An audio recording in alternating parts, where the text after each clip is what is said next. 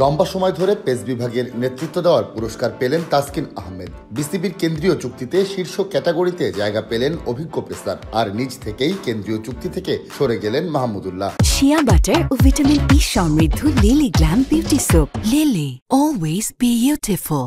আন্তর্জাতিক ক্রিকেটে গতির পসরা মেলে ধরে প্রথমবার কেন্দ্রীয় চুক্তিতে জায়গা করে নিয়েছেন নাহিদ রানা। সোমবার সংবাদ বিজ্ঞপ্তিতে 2025 সালের কেন্দ্রীয় চুক্তির তালিকা প্রকাশ করেছে বিসিবি। গত কয়েক বছরে ক্রিকেটারদের সঙ্গে সংস্করণ ভেদে আলাদা চুক্তি করে আসছিল বিসিবি। এবার সেখান থেকে সরে এসে A+, A, B, C, D মোট 5 ক্যাটাগরিতে রাখা হয়েছে 22 ক্রিকেটারকে। গত বছর কেন্দ্রীয় চুক্তিতে ছিলেন 21 জন। বড় নামগুলোর মধ্যে চুক্তিতে নেই সাকিব আল হাসান ও মাহমুদুল্লাহ। আন্তর্জাতিক ক্রিকেটে না থাকায় বাদ পড়েছেন বাংলাদেশের সর্বকালের সেরা সাকিব আল হাসান, আর নিজেকে চুক্তি থেকে সরিয়ে নিয়েছেন আর এক অভিজ্ঞ অলরাউন্ডার রিয়াদ। তবে এবার কেন্দ্রীয় চুক্তিতে ফিরেছেন সৌম্য সরকার ও সাদমাল ইসলাম।